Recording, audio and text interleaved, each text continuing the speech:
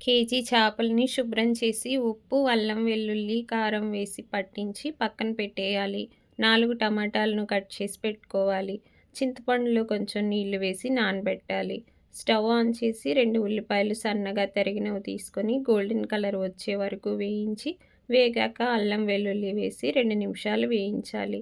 తరిగిన టమాటా ముక్కల్ని తాలింపులోకి తీసుకొని కొంచెం ఉప్పు వేసి టమాటాలు సాఫ్ట్‌గా అయ్యే వరకు లో హీట్‌లో ఉంచి మూతపెట్టి మగ్గనివ్వాలి. ఈలోపు చింతపండు రసం తీసి ఉంచాలి. మెత్తగా అయిన టమాటా ముక్కల్లో 2 స్పూన్లు కారం వేసి కలిపి మూతపెట్టి కొంచెం సేపు మగ్గనివ్వాలి ఆయిల్ కనిపించే వరకు. ఇప్పుడు చింతపండు రసం వేసి చేప ముక్కల్ని కూడా తీసుకొని ఒక్కొక్కటిగా రసంలోకి తీసుకోవాలి.